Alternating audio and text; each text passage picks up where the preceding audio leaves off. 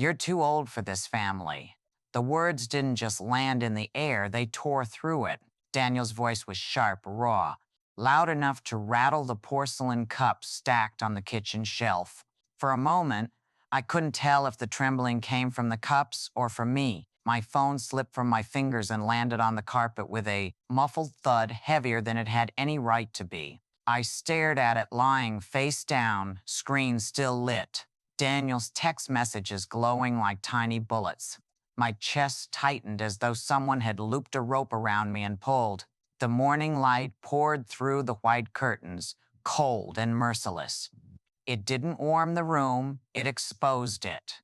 Every wrinkle on my hands seemed etched deeper, every strand of silver hair brighter under that glare. The bitter smell of coffee had long turned sour, and I realized I hadn't touched the cup in front of me. I heard my own breath hitch. My throat burned.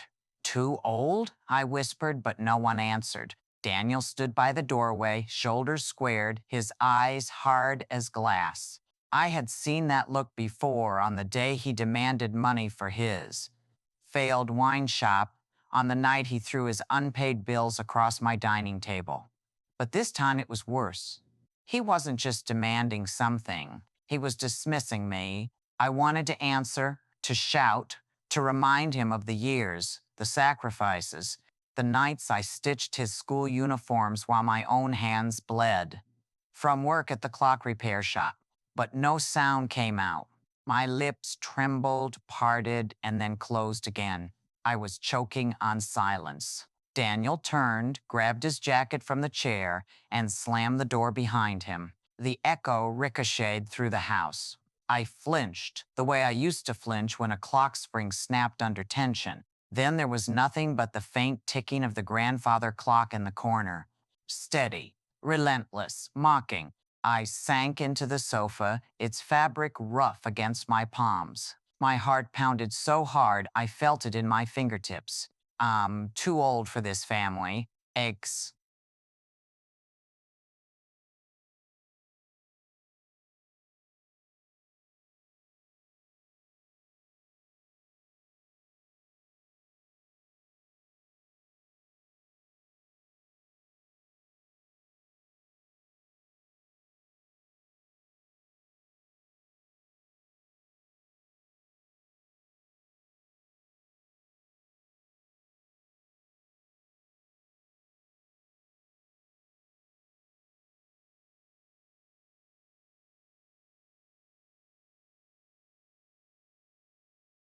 I pressed both hands against my ears, but they wouldn't stop. The air smelled of dust and neglect. The living room, once filled with laughter, birthday balloons, the chaos of toys felt alien. The photos on the mantel seemed to watch me. Daniel in his graduation gown, Clara holding their newborn, smiling faces frozen in time, accusing me of being left behind. I curled forward, elbows on my knees, and let out a low sound I barely recognized as my own. A mother's cry isn't supposed to sound like that, broken, jagged, like glass ground underfoot. For 73 years, I had been many things: a daughter, a wife, a clockmaker, a provider, a mother. But in that instant, Daniel reduced me to nothing. Old, unwanted, cast out of the very family I had poured my veins into. I touched my phone again, still lying on the carpet. The screen had gone black, reflecting only my face, sagging skin, tired eyes, the outline of someone I didn't quite know. My fingers hovered over it, unsure if I wanted to pick it up or smash it to pieces. Outside, a car engine roared to life, then faded down the street. The silence afterward was suffocating. Even the clock's ticking felt louder, each second hammering into me. Tick your old talk, you're useless. Tick, you're done. I stood up, legs unsteady, and walked toward the kitchen. The untouched coffee sat there, a thin skin of cold forming on top. I lifted the cup, but my hand shook so badly I set it down again. My reflection rippled in the liquid, distorted, fragmented. I whispered his words again, as if repeating them might make them less real. Too old for this family. My voice cracked, echoing faintly against the tiled walls. For years, I had swallowed insults disguised as jokes, signed checks disguised as loans, endured silence disguised as love. But never had Daniel said it so plainly. Never had he cut me open with such precision. I pressed a hand against my chest, trying to steady myself. My heart felt heavy, but somewhere deep inside, a tiny ember stirred. Rage? Despair? I couldn't tell yet. I only knew I couldn't stay frozen forever. The grandfather clock struck 11, its chime filling the hollow space around me. Once that sound had comforted me. Now it felt like a countdown. To what I didn't yet know. I lowered myself back onto the sofa. The fabric smelled faintly of lavender detergent, a smell from another life. My eyes blurred. Tears slipped down before I could stop them. I let them fall, hot against my cold cheeks. I thought of Daniel as a child, running barefoot through the house, sticky hands reaching for me, laughing. Where had that boy gone? How had he become the man who looked at me as though I were nothing but an expired relic? The words replayed, slower this time, almost deliberate. You're too old for this family. I closed my eyes. My breath evened out, heavy shaking. I didn't yet know how, but something inside me whispered, this isn't the end. This can't be the end. I opened my eyes, staring at the ceiling, at the cracks forming like veins. My voice came low, steady, almost foreign. If he thinks I'm too old, then he has no idea what I can still do. And that's when it struck me, a thought so absurd, so reckless, I almost laughed. What if I told the world everything? What if I peeled back the curtain and revealed every secret, every betrayal, every ugly truth they tried to bury? The idea settled in my chest like a dare. I could hear my own heartbeat in my ears, not from fear, but from possibility. I didn't know then that this would become a podcast, that millions of strangers would soon hear my voice. I didn't know that the story of a 73-year-old woman could go viral.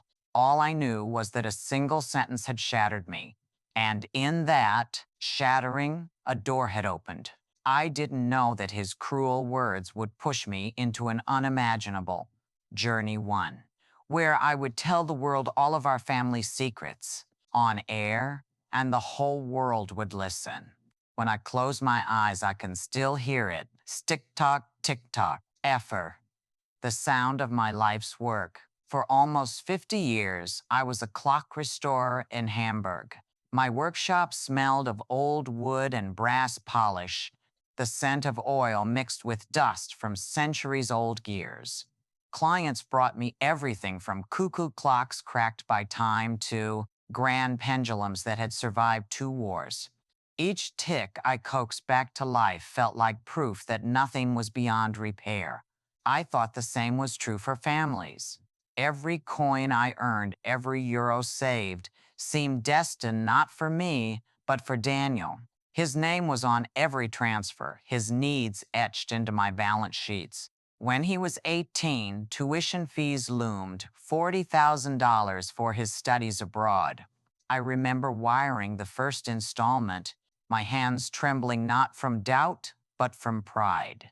I worked double shifts, my eyes red from long nights under the magnifying lamp, so he could sit in classrooms I had never dreamed of. Later came the house. He wanted to start a family, but rent in Hamburg was unforgiving. Just until we're settled, Mom, he promised. So I co-signed the mortgage, $20,000, spread over years of repayments. Every tick of the pendulum in my living room felt like a payment reminder. Each swing was another brick laid in a house I didn't live in. And then the wine shop, his big dream. He was 25, brimming with charm, eyes shining as he sketched business plans on napkins. I should have seen the holes in his figures, the way he brushed aside questions. But I only saw my son ambitious, hopeful. One evening, he came to me. His voice was lower than usual, but still confident. Mom, just one more loan. You're the only one I can trust. I smiled, foolishly warmed by his words. My heart swelled with the idea that I was still needed. Of course, darling, a mother's duty never ends. I wrote the check, $30,000 this time. Enough to fill his shelves with bottles, enough to give him a start. The shop lasted 2 years, maybe less. I don't remember the exact day it closed, only the silence afterward, where once there was the clinking of glasses, the laughter of customers, there was only a locked door and unpaid bills. But the debts remained always mine to shoulder. Every time I stood in front of my grandfather clock, I saw more than a pendulum. I saw sacrifice. Each tick was another dollar gone. Each talk was another chance I had handed him. That clock didn't just measure time, it measured my naivety. Looking back, I don't know why I believed money could buy stability or why I confused sacrifice with love.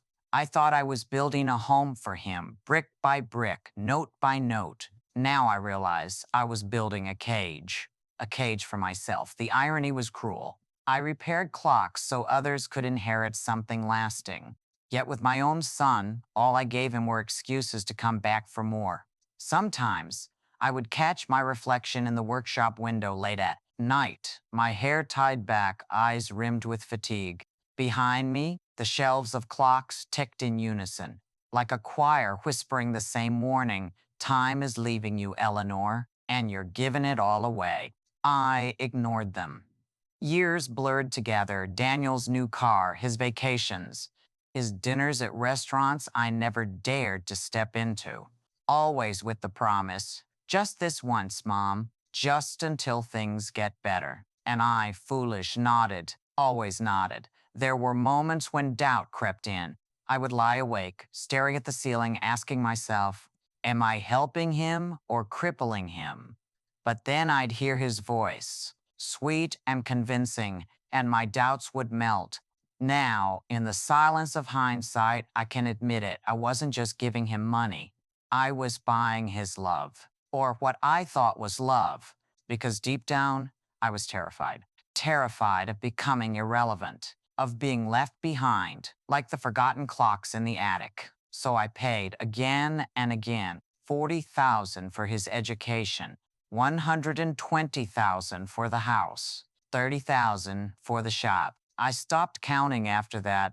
Maybe I didn't want to know the total. Maybe the sum would have broken me before his words ever did. All I know is that by the time he screamed, "You're too old for this family," I had already handed him more than half my life's earnings. And still, it wasn't enough. I sit here now, listening to the pendulum swing in the living room. Tick-tock. It mocks me, but it also keeps me company.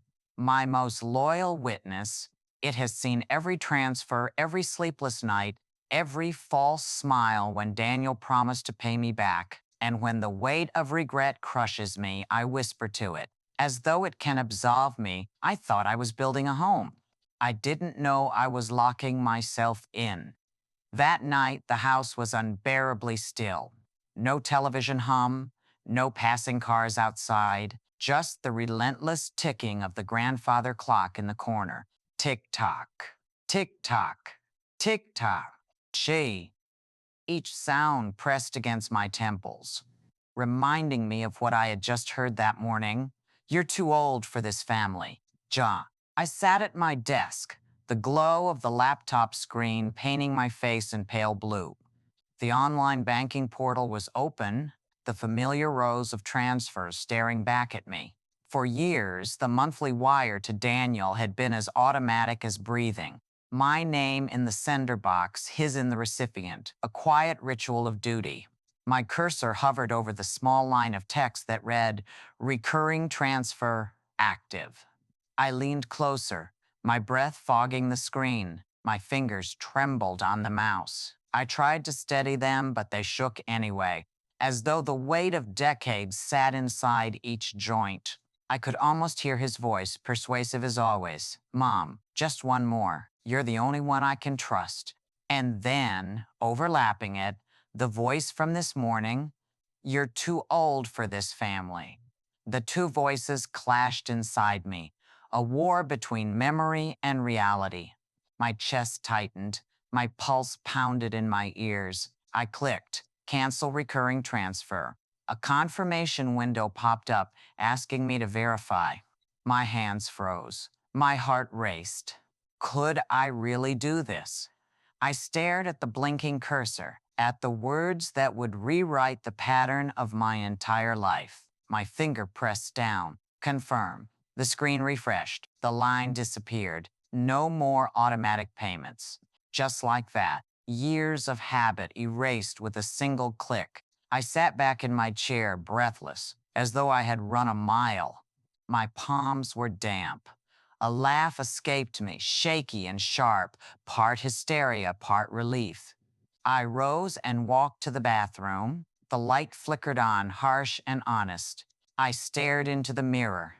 The woman looking back at me was old. There was no denying it. Wrinkles carved deep around the mouth, eyes shadowed with fatigue, silver hair escaping its pins. But there was something else too, a spark I hadn't seen in years. My eyes. They weren't dull, as I had feared. They were alive, defiant. I leaned on the sink, whispering to my reflection, if I keep going, I'll lose everything, my money, my health, my dignity. But if I stop, I might lose my son. The words hung heavy. I pressed my hand flat against the mirror, against the face of the woman I'd almost forgotten. My voice broke, but I forced it steady. So what do I choose? The clock chimed midnight in the living room. Its echo rolled through the house, solemn and absolute. I closed my eyes. Images flooded me. Daniel at 5, running into my arms with sticky fingers. Daniel at 25, shaking my hand as though I were an investor, not his mother. Daniel today, his eyes like ice, spitting words that cut me open. My heart ached. But beneath the ache, something shifted. A quiet voice inside me whispered, choose yourself. I straightened. The woman in the mirror looked tired, yes, but she also looked fierce. For the first time in decades, she looked like someone who belonged to herself. I walked back into the living room and sat in the silence. The tick of the clock no longer mocked me. It kept pace with me. Fast, tick-tock, not a countdown, a rhythm, my rhythm. I exhaled, long and heavy, as if emptying years of burden from my lungs. That night I didn't sleep. I sat in the armchair, hands folded, eyes open, watching the first threads of dawn creep through the curtains. My body was exhausted, but my mind felt strangely light. When the sun finally broke over the rooftops, spilling gold into the room, I realized something. For the first time since Daniel was born, I had done something entirely for myself. It terrified me, but it also thrilled me, because deep down, I knew this was only the beginning. And as I sat there, the words formed in my mind. Steady as the clock's pendulum, that night, for the first time in decades, I chose myself. The knock came sharp, impatient, rattling the door like a demand rather than a request. I already knew who it was. The rhythm was Daniel's, quick, heavy, unforgiving. I opened the door to find him standing there, jaw clenched, a folder tucked under his arm. Beside him was Clara, her lips curved in a polite smile that didn't reach her eyes. She carried herself like someone arriving to collect a debt. Without waiting for me to invite them in, Daniel pushed past me into the living room. Clara followed, her perfume trailing, sweet with an edge of steel. Mom, Daniel said flatly, pulling the papers from the folder, sign this. Power of attorney. It's just paperwork. He slapped the document onto the coffee table. The sound was sharp, final. I looked down at the papers, then up at his face. His eyes were hard, the same eyes that once sparkled when he built castles out of blocks on this very carpet. I kept my voice calm, measured. No, I'm not signing my life away. Daniel's jaw tightened. Clara stepped forward, her tone dripping with syrup. Eleanor, don't you want to see your grandson again? He misses you. But this stress, it isn't good for you. Just let Daniel take care of things. Her words coiled around me, honeyed yet venomous. For a moment, guilt pricked at my chest. The image of my grandson's small hands clutching mine flashed before me, but then I saw Daniel smirk, the way he leaned back, arms crossed, as if victory were inevitable. Something inside me snapped. I rose slowly, walked to the corner, and placed my hand on the pendulum clock. Its wood was cool beneath my palm, its steady rhythm grounding me. I turned, my voice firm. I've ticked for all of you long enough. Now I choose silence. The words seemed to hang in the air, heavier than the chime of midnight. Daniel's eyes widened. He slammed his fist onto the table. Enough, Mom. You don't understand. You can't handle this anymore. You're old. You're fragile. You need me. My fingers curled around the edge of the clock. My pulse hammered, but my voice held steady. I may be old, Daniel, but I'm not obsolete. And I'm no longer your safety net. The room froze. Clara shifted uncomfortably, her polished facade cracking. Daniel stared at me, disbelief twisting into rage. How dare you, he hissed. After everything I've done for you. I cut him off, my voice sharper than I intended. Everything you've done for me? Daniel, I gave you an education. I gave you a house. I gave you a business. I gave you years of my life. What exactly have you given me in return, besides bills and bruises to my dignity? His mouth opened, closed. For once, he had no immediate reply. Clara tried again, her tone brittle. You're making a mistake. Families are supposed to trust each other. I met her gaze unblinking. Trust is earned, and neither of you has earned mine. Daniel's face flushed red. He grabbed the papers, crumpled them in his fist, then threw them onto the floor. You'll regret this, he spat. When the bills pile up, when you can't keep up, don't come crawling to me. I almost laughed. The irony was suffocating. Crawling to him, the boy who had drained me for decades? Instead, I straightened my shoulders. I'd rather starve with my pride intact than feast on shame paid by my own son. His eyes darted to the clock, to my steady hand resting on it, as though he finally understood that something fundamental had shifted. The silence stretched. Only the pendulum swung, relentless. Tick-tock, tick-tock. Ex-Daniel turned abruptly, yanking the door open. Come on, Clara, he barked. She hesitated, her eyes flicking to mine with something.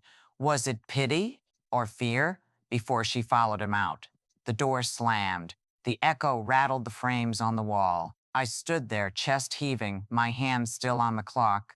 The room smelled faintly of paper and Clara's fading perfume. My knees trembled, but I didn't collapse. I stayed upright, spine straight, heart pounding with something new. Strength. For the first time in years, I had said no. I whispered into the silence, more to myself than anyone else.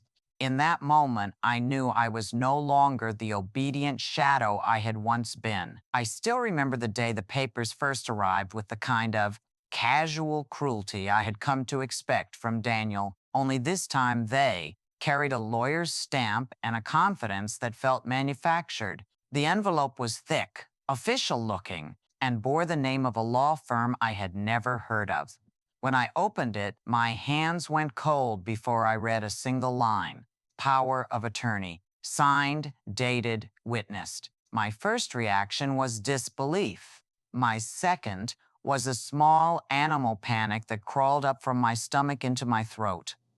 I read the name on the signature line, my name, Eleanor. The handwriting looked similar, rounded, slanted, but there was something off. A tremor in the strokes that my years of writing letters had taught me to recognize. The date stamped on it was 2 weeks after Daniel had demanded I sign. The earlier document in the living room. That date, June 14th. The page smelled faintly of printer ink and something clinical, like a solicitor's office. I remember pressing the paper to my chest as if that could make it less real. My fingers were numb. My mouth tasted like metal. The grandfather clock in the corner kept its steady rhythm tick, tock, but the sound was now a background to the roar in my head. How many times had I heard that rhythm and not noticed? How many times had its cadence measured loans, repayments, promises? Now it measured a lie. Panic made me clumsy. I dropped the pages. They fluttered across the carpet like dead leaves. For a moment, I sat on the floor with them around me, as if I simply remained there, the world might reassemble itself into the shape I remembered. But the papers did not care for memory. They were evidence, and evidence had weight. Word spread faster than I expected. By late afternoon, the knocks started soft at first, then urgent. Daniel showed up again, this time with a stooped man in a dark suit and a business card I did not want. He placed his palm on the folder and fixed me with a look that said I had no choice. Told me, in that brittle, quieter voice he used when he wanted to sound reasonable, that the documents were legitimate and legally binding, and for my own good, I should sign anything else they recommended to. Simplify matters. I called Mr. Klein from across the hall before I called anyone else.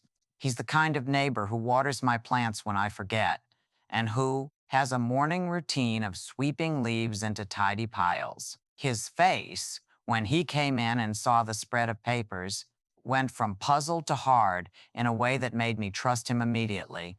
Eleanor, he said without preamble, fight them. You still have your voice. It was a small sentence, but it landed like a stone in a glass. I had not thought of my voice as a weapon. I had thought of it as a thing used to scold, to soothe, to make grocery lists. Mr. Klein's words changed that. For the first time since Daniel's outburst, the panic thinned enough to make room for thought. I needed help. I needed someone who wouldn't see my age and write me off as fragile or confused. I wanted a lawyer who would look at the handwriting and say plainly, this is wrong. Mr. Klein suggested a name, a young attorney, Sophia Muller, who had made headlines for taking on larger firms and winning. She's sharp, he said. She listens. The first time I met Sophia, she arrived with a laptop and a stack of questions. She was younger than me by decades, no gray at the temples, quick in movement, quicker in speech. But there was a steadiness in her I liked. She did not look at my hands like they were frail. She looked at my eyes like they contained a story. Show me everything, she said. We spent the afternoon together, and she read through each paper with a meticulous intensity that felt like comfort. She asked for dates, for receipts, for the names of bank accounts and the signatures on old checks. When she leaned in and examined the signature on the power of attorney, her eyebrows tightened. This is a forgery, she said, quiet and confident.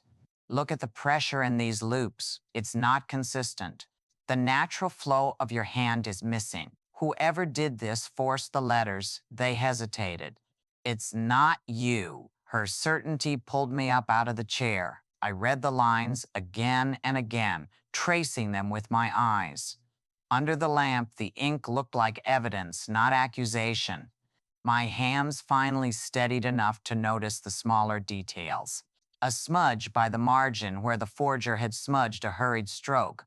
An extra dot at the end of my E's that I never made the witness. Signature typed rather than written. Sophia made calls. She spoke to handwriting analysts and suggested we get a professional to compare known samples of my signature old bank checks, a letter I had signed years ago for a clock loan repair. Within a week, she had arranged for an expert to examine the papers. The result came back as we had hoped and feared. The signature on the document did not match the sample signatures. It was convincingly crafted, but not mine. Still, proof alone rarely wins hearts. It must be woven into a narrative the court will accept, and Daniel was not subtle. He had money for hiring people who would lend their authority. He had a file cabinet full of versions of our life he could shuffle and present. He had a knack for producing witnesses with vague memories and precise paperwork. The opposition was a machine. The next few days demanded a vocabulary I had not needed before. Deposition, affidavit, notarized, exhibit. Sophia walked me through each term with patience, translating legalese into plain speech. She asked difficult questions about dates, about the times I'd been home alone, about the locks on my doors. I answered truthfully, sometimes stumbling, sometimes shaking with indignation. Each honest word felt like a small triumph. The more we dug, the stranger things became. In a box behind a stack of old tax returns, I found a copy of the power of attorney that matched the one Daniel's lawyer had produced, but it wasn't signed. The typeface had been altered. Pages had been swapped. Someone had photocopied a blank and then written in my name later. The forger had been sloppy enough to leave multiple drafts, perhaps thinking no one would look. How foolish. I took the stack of papers back to the workshop where the scent of oil and brass lingered. I sat at the bench where I repaired tiny gears and fine springs and began to compare signatures as if I were dissecting a clock. Old check stubs, postcards, a form I had signed when registering a small parcel. Each sample bore the rhythm of my hand. The forged name on the power of attorney was similar, yes, but it stuttered in places where my hand flowed. The discovery was a flashing moment, simultaneously terrifying and liberating. Terrifying because it confirmed the deliberate deceit. Liberating because deceit can be countered with proof. I felt the old panic again, physical and hot, but this time it was punctuated by something else, clarity. I could build a case. I could respond. When I told Sophia what I had found, she let out a long breath and nodded like someone stitching a plan. "We'll file for an injunction," she said. "We'll subpoena bank records and request internal communications. We'll show that transfers were made under false pretenses and that someone manufactured authority." Her energy was contagious. In the days that followed, we became, in a way, a small army.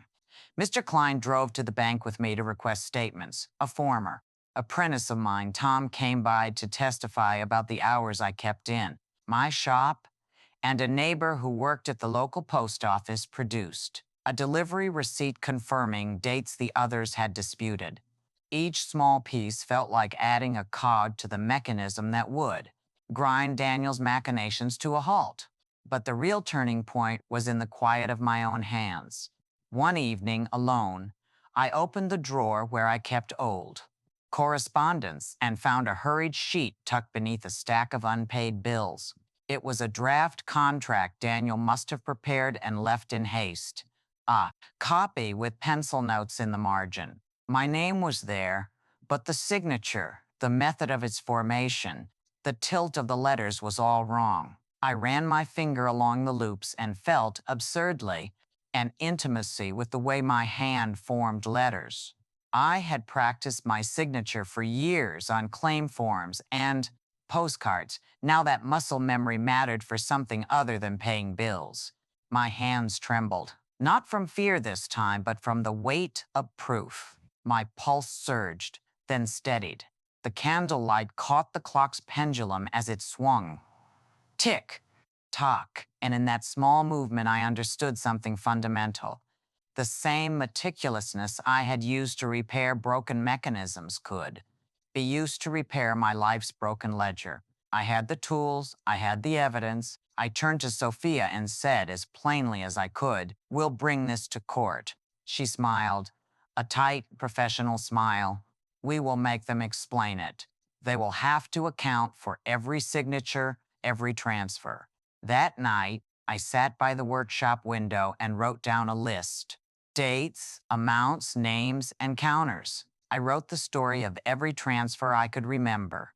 The 40,000 for tuition, the 120,000 for the house, the 30,000 for the shop. I wrote the times Daniel called, pleading and then demanding. I wrote the precise moment the word "too old" had split me open.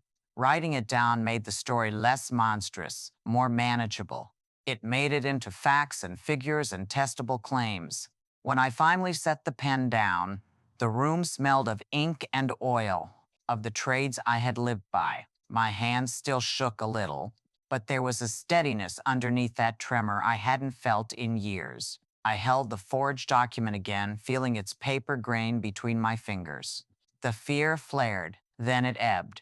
My eyes focused, clear and bright. I had lived with the forged document for days, the weight of it pressing on my chest like a stone. Still, something about it bothered me, something I couldn't let go. One night, unable to sleep, I pulled out the old metal filing cabinet in my study. The drawer screeched as it opened, a sound that made me wince. Inside were years of papers, tax returns, clock repair invoices, faded photographs, birthday cards from a time when Daniel still signed his name with love. I sifted through them, my fingers cold, my breath shallow, and then, under a stack of insurance forms, I found it, a second copy of the supposed power of attorney. This one was different. The signature line was blank. Daniel's handwriting was scrawled in the margins, little notes, corrections, arrows pointing at where changes should be made. My name was typed neatly, but my pen had never touched it. I froze. My throat went dry. My hand shook as I lifted the paper into the light. The truth slammed into me. They had practiced. There had been drafts. My son, my own flesh and blood, had rehearsed forging my life away. I carried the papers to my workshop table and lined them up beside. Old checks, letters, and postcards I had written. The difference was undeniable. My signature curved with a rhythm learned over decades. The forgery, numbled, hesitated. Even my untrained eye could see it. I ran my finger along the forged letters. My skin prickled, my stomach turned, and then something inside me shifted. Yes, my hands were trembling, but my eyes were steady, sharp. For the first time since this nightmare began, I felt powerful. I wasn't just the accused, the victim, the too old mother. I had evidence. I was shaking, but my eyes lit up. I had a weapon to fight back. The days leading up to the trial were a blur of papers, questions, and sleepless nights. Sophia, my lawyer, became a constant presence in my life. She was young, brisk, with a way of filling my kitchen table with files and determination. "Eleanor, we need everything," she said one morning, spreading documents across the table like a deck of cards. Bank statements, receipts, even letters. Anything with your signature. I fetched box after box from the attic. My arms ached. Dust clung to my sweater, but I didn't stop. Each paper felt like a weapon I could finally aim outward instead of inward. At night, I stood in front of the mirror rehearsing my statement. My name is Eleanor Fisher. I am 73 years old. I worked as a clock restorer for 5 decades. I know my own signature. The first time my voice cracked. The second time, I stumbled. By the fifth, I stood straighter, my eyes meeting my reflection without flinching. Sometimes I broke down halfway, tears spilling, the weight of betrayal crashing over me. But Sophia was patient. She placed a hand on my shoulder. "You don't have to be perfect," she told me. "You just have to be true." Mr. Klein came by often carrying groceries, his presence a steady reassurance. "We'll be in the audience," he said. "You won't be alone." Oh, the night before the trial, I sat by the grandfather clock, notebook in hand. I wrote every detail I could recall, the dates, the amounts, the exact words Daniel used when he begged, when he demanded. The clock's tick-tock seemed to nod along, as if recording each line with me. For once, the sound didn't mock me. It kept time with my resolve. When dawn came, I packed the files into a neat stack, smoothed my skirt, and looked in the mirror one last time. My eyes were rimmed with exhaustion, but they gleamed with something else. Readiness. I whispered to my reflection, "Tomorrow I will stand. And for the first time, I won't stand for him, I'll stand for me." The courtroom was colder than I expected. The walls were pale, washed in harsh fluorescent light that flattened every shadow. The wooden benches creaked under the weight of strangers. At the front, the judge's gavel rested on its block, silent for now. waiting to puncture the air. I sat at the defendant's table with Sophia at my side. My palms were damp, my throat dry. The folder of documents in front of me might as well have been a stack of bricks. I felt every eye on me, some curious, some pitying, none forgiving. Across the aisle, Daniel sat with his lawyer. He didn't look at me. His jaw was set, his tie perfectly knotted, his eyes fixed straight ahead. He looked like a man ready to bury someone. I tried to remember the boy who once held my hand crossing the street, but he was gone. The bailiff's voice rang out, "All rise." The judge entered, robes sweeping, expression stern but not unkind. We stood, then sat at the sound of the gavel. C-O quack cock. The echo seemed to sink into my bones. Daniel's lawyer rose first. A tall man with a booming voice. He filled the room as though he owned it. "Your Honor," he began, "we are here because it is clear that Mrs. Foley, that Mrs. Viss is clear. Eleanor Fisher is no longer capable of managing her financial affairs. At 73, with a history of erratic decisions and questionable spending, she requires the protection of her son, Daniel Fisher, who has acted only out of concern." I bit the inside of my cheek. Erratic decisions. My sacrifices had paid his tuition, his mortgage, his failed wine shop. They were not erratic, they were deliberate. But he had turned them into ammunition. The lawyer continued, waving the forged document. "Here is the power of attorney, signed and witnessed, granting Daniel authority to act in her best interest. We ask the court to recognize it and prevent further harm to her finances." He placed the papers on the bench with a flourish, as though he had delivered a masterstroke. Sophia stood, small, calm, deliberate. She didn't boom, she cut. "Your Honor," she said, "this is not concern. This is coercion. That document is a forgery. Mrs. Fisher never signed it. We will demonstrate not only the falsity of this paper, but also the pattern of exploitation her son has engaged in for decades. We will show you that she is not incompetent. She is here because she finally said no." Her words steadied me. For the first time since walking in, I unclenched my fists. The judge nodded for proceedings to begin. Witnesses were called. First, Daniel's lawyer presented evidence, financial statements showing large transfers from my accounts to Daniel's. He spoke as though generosity were proof of incapacity. No rational person would give away such sums without protection, he argued. Sophia countered. She laid out bank records that matched every transfer with a request from Daniel, emails, text messages, even handwritten notes. She held them up one by one. These were not the choices of a confused woman. They were the choices of a mother. They may have been unwise, but they were hers. Then came the forged document.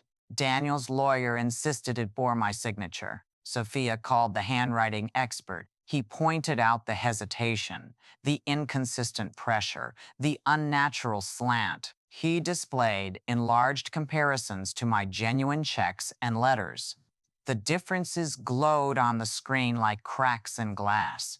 Daniel shifted uncomfortably. His lawyer frowned. Next, Sophia introduced testimony from the locksmith, Mr. Boat Weber, who had changed my locks weeks earlier. "She called me herself," he said firmly, "paid in cash, signed the receipt." Her hand was steady. Her instructions were clear. The implication was obvious. A woman capable of organizing and executing such a task was not incapable. Finally, a small camera feed was shown, a clip from my building's security camera. It captured Daniel entering my apartment during the weeks the forgery was supposedly signed. His visits coincided with the dates on the draft contracts I had discovered. The courtroom murmured. The judge banged the gavel. A key S. Silence returned, but the sound lingered like thunder. Then it was me. "Mrs. Fisher, please take the stand." My knees shook as I rose. The wood beneath my palm felt rough when I swore the oath. I sat, the microphone cold in front of me. My voice echoed too loudly in my ears when I began. I am 73, I said. I spent half a century restoring clocks. I raised a son with both hands. I know the rhythm of my own signature as surely as I know the rhythm of a pendulum swing. That document, I pointed at the forged power of attorney, is not mine. Daniel's lawyer pounced. Mrs. Fisher, isn't it true that you have given away nearly $200,000 to your son over the years? Yes, I replied. My voice didn't waver. And isn't that evidence of impaired judgment? I leaned closer to the microphone. No, it is evidence of love. Love that was taken, twisted, and abused. Love does not equal incapacity. The room fell quiet. Even the lawyer hesitated before pressing on. Finally, Sophia asked me the question she had prepared me for. Mrs. Fisher, what do you want the court to understand about you? I gripped the edge of the witness stand. My heart pounded. I let the words rise, steady and fierce. I am 73. I fixed clocks for half a century. I raised a son with both hands. Do not tell me I am too old to own my life. I decide when my time runs out, not him. My voice rang through the courtroom. The clock on the wall ticked in the pause that followed, as though agreeing. The judge leaned forward, hands clasped. His gaze swept the papers, the witnesses, the son avoiding his mother's eyes. Finally, he spoke. This court finds the presented power of attorney invalid. The handwriting analysis and supporting evidence demonstrate it was not executed by Mrs. Fisher. Furthermore, there is no sufficient proof that she is incapable of managing her affairs. Therefore, the petition is denied. Mrs. Fisher retains full authority over her finances and property. The gavel struck. Cock, cock. And in the resonance of that sound, I heard it clearly. In the echo of the gavel, I heard freedom. When the gavel fell for the last time, when the courtroom emptied and the murmurs faded into silence, I thought I would feel triumphant. I thought freedom would arrive like a parade, music, colors, cheering in my chest. But when I returned home, the apartment felt muted, too still, too watchful.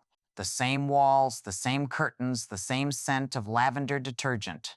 Yet everything was altered. I set my bag down on the sofa and stood in the middle of the living room listening. No footsteps, no voices, only the soft, steady rhythm of the grandfather clock. Tick-tock, tick-tock, shoo. I lowered myself into the armchair. My body was heavy, but my mind refused to rest. I stared at the pendulum swinging, its brass gleam catching the afternoon light. It had been with me through all of this. Every loan, every betrayal, every long night of doubt. Now it was still here, impartial, faithful. The hands moved forward as if nothing had happened. I whispered to it, "We won." But even as I said it, the words felt thin. That night, sleep was a restless visitor. When it finally came, it brought a dream. In it, Clara was small again, not the polished woman who had threatened me with my grandson, but the young girl I once welcomed into my kitchen, awkward and shy, barely 20. In the dream, she ran to me, her hair loose, her eyes bright, and she wrapped her arms around my legs. "Mom," she said, her voice light, "thank you." I woke with tears streaming down my face. For a moment, I couldn't separate dream from memory. My chest ached with something unnameable, loss, perhaps, or longing. Maybe both. I walked to the window and opened the curtains. The city was asleep, the streetlights casting long shadows across the pavement. The clock chimed midnight, soft and resonant. I pressed my forehead to the glass and whispered into the night, "I won. But am I free? Am I truly free of them? Of their shadows, their voices, their claims on my heart?" No answer came. Only the hush of the street, the whisper of time moving on. The next morning, sunlight poured into the room. I brewed coffee, the bitter scent filling the air. I carried the cup to my armchair and sat again in front of the clock. I watched the pendulum swing back and forth, back and forth. It didn't celebrate. It didn't grieve. It simply endured. Perhaps freedom was not the roar of victory I had imagined. Perhaps it was something quieter, something slower, like the settling of dust after a storm.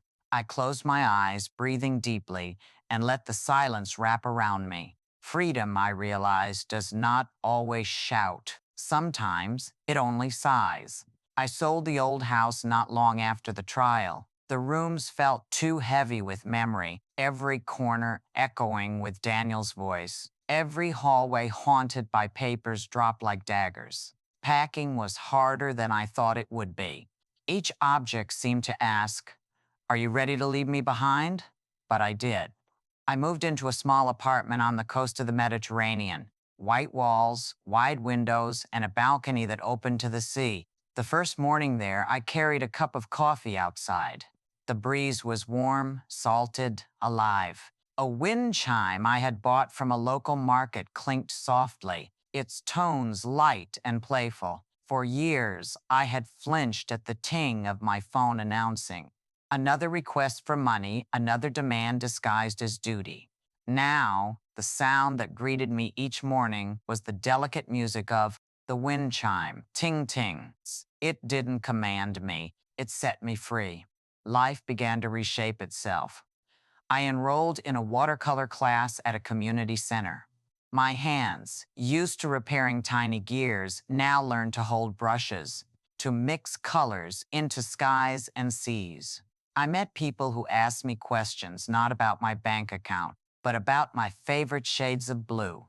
One afternoon, as I painted, an idea came. What if I told my story, not just in the courtroom, not just to Sophia or Mr. Klein, but to anyone who might be sitting alone somewhere, staring at a screen, wondering if they too were too old, too trapped, too voiceless. So I bought a microphone. It was small, silver, and fit neatly on my desk beside the clock I had brought with me. I pressed record and began, "Welcome to The Clockmaker's Secrets." Sick. My name is Eleanor Fisher. I am 73 years old, and this is the story of how I stopped being my family's safety net and found myself again. I didn't expect anyone to listen, but people did. First dozens, then thousands, then millions. The numbers shocked me, but the messages undid me. Emails, letters, handwritten notes from strangers across the world. One woman wrote, "Your voice gave me courage to unplug the cord on a toxic marriage." A man confessed, "I thought I was the only one whose children saw me as a wallet. Now I know I'm not alone." They called me brave, but I wasn't. I was simply telling the truth. Yet in telling it, I had become part of something larger, a chorus of voices refusing to be silenced. The days fell into a gentle rhythm. Coffee at dawn, wind chimes in the breeze, recording episodes at my desk, the pendulum clock ticking softly in the background like my co-host. Letters arriving, each one a reminder that pain, when spoken, can become connection. Sometimes I still dreamed of Daniel, sometimes Clara too. They visited not with anger, but with shadows of what could have been. I would wake with wet cheeks, but the sea air dried them quickly. The grief was still there, but it no longer ruled me. One evening, after finishing an episode, I stepped onto my balcony. The sky was painted in orange and rose. The wind chime rang, a clear, bright note that seemed to echo all the way down the shoreline. I closed my eyes and breathed. I thought of the old house, of the courtroom, of the gavel's echo, of the girl I used to be, hunched over a workbench, counting minutes in ticks and tocks she thought belonged to others. And I thought of this new life, this simple, quiet, abundant life. I had lost a family, yes, a family bound by blood but unbound by love. A family who measured my worth in dollars instead of devotion. But in their place, I had found letters from strangers who called me, Mom in their notes, laughter in art classes, voices on the wind who said, "You helped me be brave." The loss was real, but so was the gain. I lifted my coffee cup, warm against my palms, and whispered to the horizon. I lost a greedy family, but I found a peaceful life, closed like the final page of a book.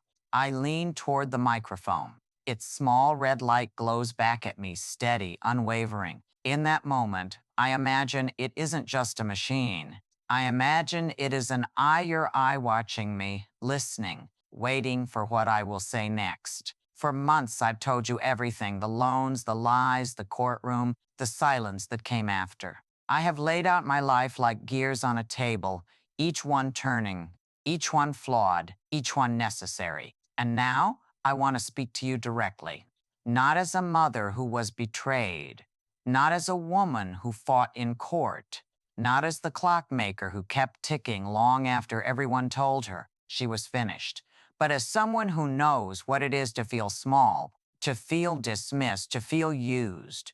So let me ask you, if one day your loved ones turn your care into a debt, will you stay silent or will you rise? I let the question hang in the room because I know the answer isn't simple. I know it burns. Rising costs something, but silence costs more. I take a breath, steadying myself. My voice softens. Thank you. Thank you for walking with me through every crack and every tick of this story. You sat with me in the courtroom. You stood beside me in the workshop. You listened when the clock mocked me, and you listened when it set me free. And if you take nothing else away, take this. You deserve love, not exploitation. Love that lifts you, not love that drains you.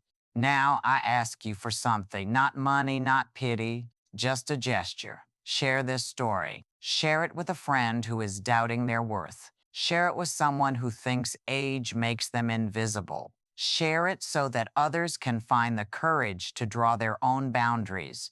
The way I finally did. Every time you share it, you place another wind chime in the world. Another voice that rings out, gentle but strong, saying, I am not too old. I am not too weak.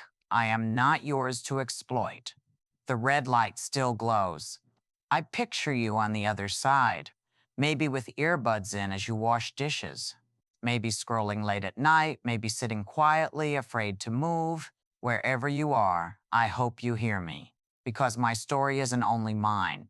It belongs to anyone who has been told they are too old, too tired, too small, too broken. And it belongs to you if you've ever whispered even once, I can't do this anymore. You can stand, you can rise. I reach for the wind chime hanging near my desk. A breeze slips through the open window, and it sings, clear, soft, free. That is the sound I leave you with. And this final promise, I lost a family, yes, but I gained a life, and so can you. Always. One.